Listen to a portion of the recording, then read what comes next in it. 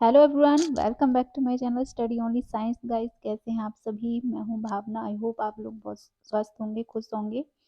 तो आज हम आप लोगों को हिस्ट्री का चैप्टर में मौर्य वंश के बारे में थोड़ी सी डिटेल्स में पढ़ाने वाले हैं और इसकी संपूर्ण डिटेल आपको यहाँ पे मिल जाएगी। और साथ ही साथ हम वस्तुनिष्ठ प्रश्न भी करेंगे, यानी कि प्रीवियस ईयर और आने वाले एग्जाम्स में जो क्वेश्चन आ सकते हैं उन सभी को मैंने इसमें शामिल किया है। तो आज का हमारा पार्ट 1 है। वीडियो अच्छी लगती है, क्लास अच्छी लगती है तो आप लाइक कर दीजिए, क्योंकि इससे मुझे मोटिवेशन मिलता है कि हाँ, मेरी मेहनत थोड़ी तो रंग ला रही है। ठीक है, तो मौर्य वंश जो हमारा स्थापित कब हुआ था, तो इसकी स्थापना हुई है मौर्य वंश की 322 ईसा पूर्व से 185 ईसा पूर्व में। तो चलिए डिटेल्स में हम थोड़ी सी जान लेते हैं। तो मौर्य साम्राज्य भारतीय उपमहाद्वीप में स्थापित होने वाला सबसे प्राचीन तथा सर्वाधिक महत्वपूर्ण साम्राज्य था। देखिए, महत्वपूर्ण क्यों है ये आपको इस चैप्टर को पढ़ के समझ में आ जाएगा। चंद्रगुप्त मौर्य ने जो है 322 ईस्वी में इस विशाल मौर्य साम्राज्य की स्थापना की थी तथा यह बक्सु घाटी से लेकर कावेरी डेल्टा तक फैला था। कहाँ तक? बक्सु घाटी से लेकर कावेरी डेल्टा तक फैला था और अपने शासकों के द्वारा सुगठित यह केंद्रीयकृत शासन था। ठीक है, किसके द्वारा? शासकों के द्वारा सुगठित एक केंद्रीय शासन था। ठीक है, तो चंद्रगुप्त ना सिर्फ एक महान योद्धा बताया गया है बल्कि एक योग्य शासक भी था। ठीक है, चंद्रगुप्त जो है वो एक महान योद्धा होने के साथ साथ योग्य शासक भी रहा है। उसने अपने इस विशाल साम्राज्य में योग्य और कुशल प्रशासनिक शासन व्यवस्था स्थापित की थी। उसके शासन प्रबंध में प्रसिद्ध कूटनीतिज्ञ और राजनीतिक कौटिल्य, ठीक है, जिन्हें चाणक्य भी कहा जाता है, जो चंद्रगुप्त के गुरु भी थे, इन्होंने सहायता की थी। ठीक है, तो आगे जानते हैं। चंद्रगुप्त की राजनीतिक प्रणाली जो है मुख्यतः कौटिल्य की अर्थशास्त्र में वर्णित आदर्शों पर आधारित थी। कौटिल्य के अर्थशास्त्र में हमें मौर्य साम्राज्य की शासन प्रणाली की जानकारी मिलती है।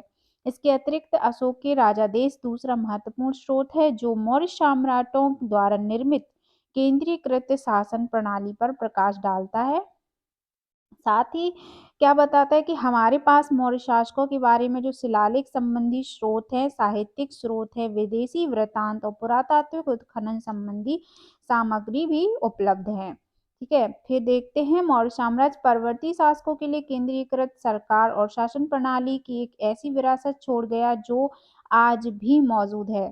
देखिए, उदाहरण के लिए हम जानते हैं कि सारनाथ स्थित जो मौर्य सम्राट अशोक के सिंह स्तंभ को भारतीय गणराज्य के चिन्ह प्रतीक के रूप में स्वीकार किया गया है। इसीलिए चंद्रगुप्त मौर्य जो है एक विशेष सम्राट रहा है, भारत के अंतर्गत विशेष शासक और कुशल योद्धा रहा है।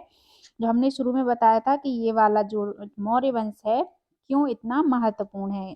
ठीक है, फिर आगे बढ़ते हैं हम। ऐसा प्रतीत होता है कि अर्थशास्त्र जो मौर्य काल में शासन और प्रशासन का आधार बना, नागरिकों की मुख्यतः सामाजिक आर्थिक समस्याओं पर केंद्रित है। प्रजा के प्रति राजा के कर्तव्य के बारे में पुरानी परंपराओं का अनुसरण करने के बावजूद भी इसमें महाकाव्यों तथा ब्राह्मणों में पाए जाने वाले पुरोहितवादी आदर्शों की अवहेलना की गई है।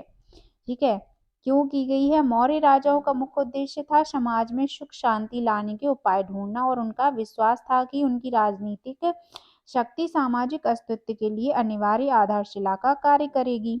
ठीक है, फिर अर्थशास्त्र में यह वर्णन है कि एक सर्वमान्य वरिष्ठ के अभाव में अराजकता छा जाएगी। इसमें सभी सरकारों की आधारशिला के लिए एक निग्रह प्राधिकारी की हिमायत दी गई है। ठीक है, अब जो निग्रह यानी कि एक निकृष्ट जो है प्राधिकारी है, वो उसको जरूर यहाँ पर उपलब्ध कराया गया होगा।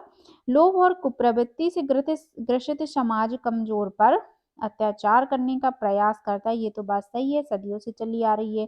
ठीक है, तो ये जो है वो कुप्रथा जो है एक तरह से ये कभी खत्म नहीं होने वाली। लोभ और कुप्रवृत्ति जो है ये समाज में धीरे धीरे बढ़ती ही जा रही है। चलिए छोड़िए, आगे पढ़ते हैं। इसका शासन पर जिसका प्रतिकूल प्रभाव पड़ता है। ठीक है, अर्थशास्त्र में यह तर्क दिया गया है कि इस प्रकार के टकराव और हिंसा की स्थिति को दूर करने के लिए राजोचित शक्ति नितांत आवश्यक है, यानी कि बहुत ही आवश्यक है, जिसे तभी प्राप्त किया जा सकता है जब राजा को अनन्य निग्रह शक्ति प्राप्त हो, जो कि मगध का राजवंश बिल्कुल अयोग्य था और उत्तर पश्चिम राज्य में यूनानियों के आक्रमण हो रहे थे। चौथी सदी ईसा पूर्व में भारत की राजनीतिक स्थिति बहुत आसान थी, अतः अर्थशास्त्र के रचनाकार चाणक्य ने सोचा कि राजतंत्रीय शासन के आधार पर एक केंद्रीयकृत साम्राज्य स्थापित करना बहुत ही अनिवार्य है, इसलिए एक विशाल सेना का निर्माण किया गया। इस तथ्य का वर्णन यूनानी लेखकों ने भी किया है और इन्होंने मगध, आंध्र, कलिंग तथा पांड्य साम्राज्य की विशाल सेना का उल्लेख किया है। देखिए, जो वर्णन है वो कहीं कहीं ना कहीं पढ़ने को मिल जाते हैं, उसी के आधार पर ये इतिहास बनता है, जिसको हम आज आपके सामने पढ़ रहे हैं, हम आप सभी पढ़ते हैं। मौर्य साम्राज्य की 322 ईसा पूर्व में स्थापना के बाद इसने अपने शासन वाले विशाल क्षेत्र में एक व्यापक शासन प्रणाली विकसित की। मौर्य साम्राज्य राजतंत्रीय तथा केंद्रीकृत था। शासन में सम्राट की सहायता के लिए एक मंत्री परिषद और अधिकारी वर्ग होते थे। राज्य की शक्ति अपविस्तृत थी क्योंकि मौर्य साम्राज्य अनेक प्रांतों में बटा हुआ था। इन प्रांतों को फिर जिलों में विभाजित किया गया, ठीक है, और ग्रामीण तथा शहरी दोनों प्रकार के शासनों के लिए व्यापक प्रबंध किए गए थे। अब हम देखते हैं, यहाँ पर थोड़े से एमसीक्यूज कर लेते हैं, बाकी के हम वस्तुनिष्ठ प्रश्न अगले पार्ट में आपको जरूर करवाएंगे। तो चलिए पहला पहला प्रश्न हम पढ़ते हैं। चाणक्य का अन्य नाम था, तो चाणक्य का अन्य नाम था विष्णुगुप्त। इसको अन्य विष्णुगुप्त के नाम से भी जाना जाता था, ठीक है। अगला प्रश्न देखते हैं, निम्नांकित में से किसकी तुलना मैकियावेली के प्रिंस से की जाती है? ऑप्शन है कालिदास का मालविकाग्निमित्र, कौटिल्य का अर्थशास्त्र, वात्स्यायन का कामसूत्र या तिरुवल्लुवर का तिरुक्कुल्लरम, ठीक है। तो इसमें जो है राइट आंसर हो जाए कौटिल्य का अर्थशास्त्र। इसका मैकियावेली के प्रिंस से की तुलना की जाती है। अगला प्रश्न है, वह शासक कौन था जिसने राज सिंहासन पर बैठने के लिए अपने बड़े भाई सुसीम की हत्या की थी? तो ऑप्शन है अशोक, अजातशत्रु, कनिष्क या शिमुक। तो वह राजा सिंहासन जो था उसका नाम था अशोक, ठीक है। इसने अपने बड़े भाई सुसीम की हत्या कर राज सिंहासन पर बैठा। वैसे पहले के जो कई राजा थे वो किसी न किसी अपने को मारकर ही राजा बने थे। अगला प्रश्न देखते हैं, निम्न में सम्राट अशोक की वह पत्नी कौन थी जिसने उसको प्रभावित किया था? तो उसका नाम क्या था? चंडालिका, चारुलता, गौतमी या कारुवाकी। तो वो पत्नी का नाम था कारुवाकी, ठीक है। अगला प्रश्न है, अशोक ने अपने सभी अभिलेखों में एक रूपता से किस प्राकृत का उपयोग किया है या प्रयोग किया है? ऑप्शन है अर्धमागधी, शौरसेनी, मागधी या अंगिका। तो अशोक ने जो है उपयोग किया है अर्धमागधी का, ठीक है।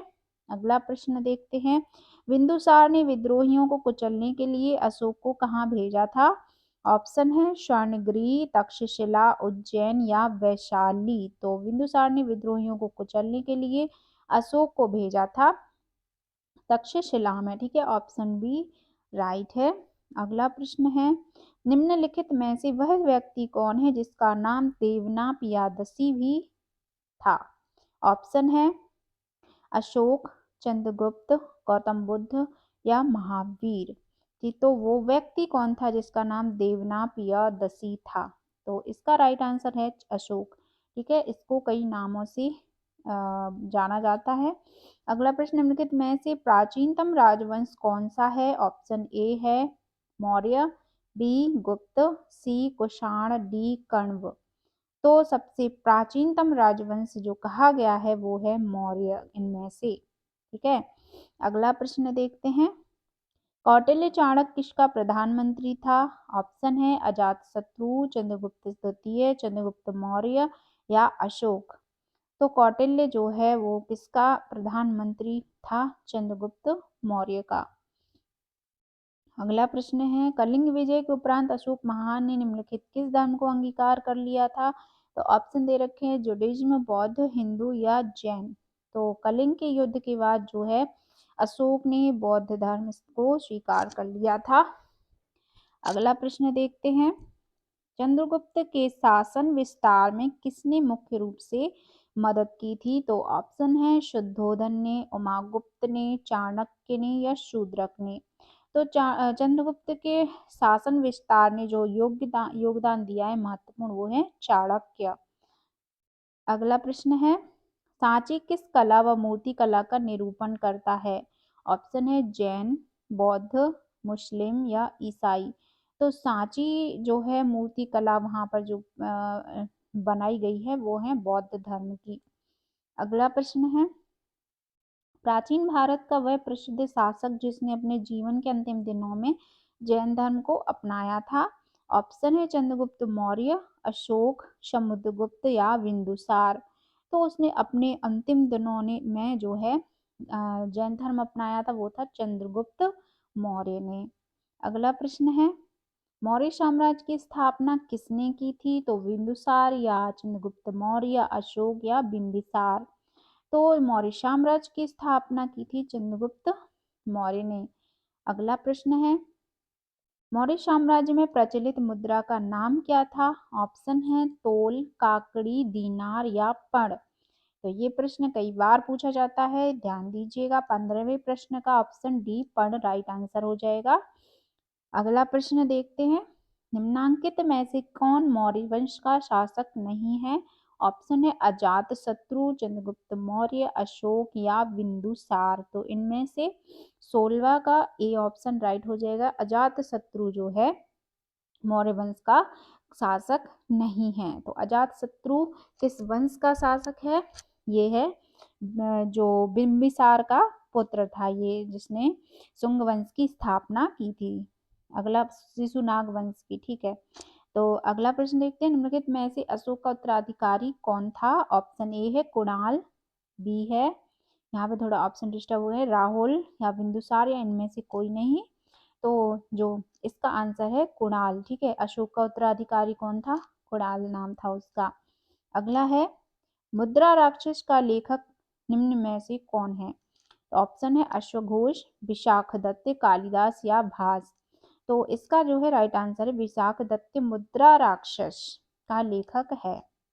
अगला प्रश्न है, विशाखदत्त के प्राचीन भारतीय नाटक मुद्रा राक्षस की विषय वस्तु क्या है? ऑप्शन दे रखे हैं, प्राचीन हिंदू जनश्रुति के देवताओं और राक्षसों के बीच संघर्ष के बारे में, या फिर एक आर्य राजकुमार और एक कली लाई महिला की प्रेम कथा के बारे में। सी ऑप्शन है दो आर्य कबीलों के बीच सत्ता की संघर्ष की कथा के बारे में।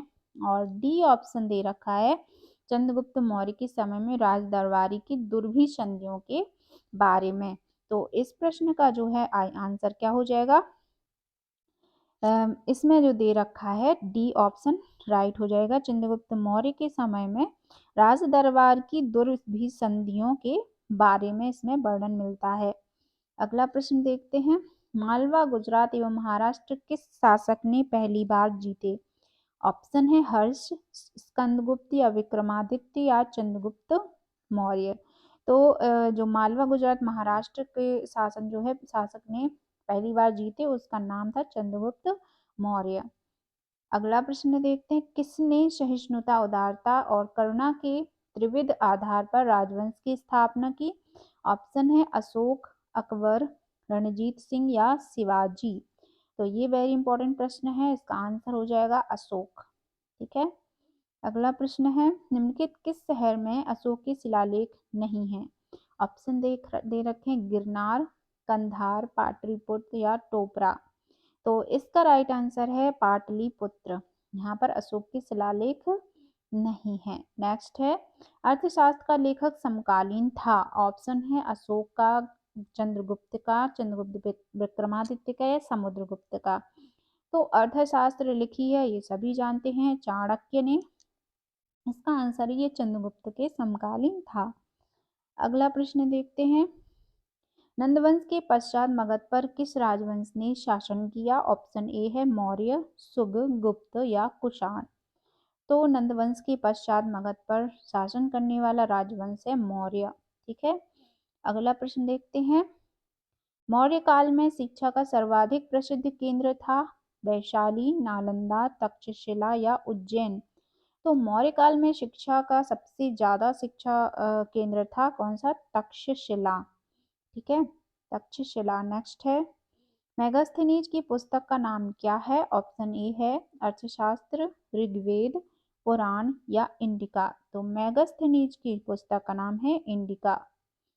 नेक्स्ट प्रश्न है, जिसके ग्रंथ में चंद्रगुप्त मौर्य का विशिष्ट रूप से वर्णन हुआ है वह है।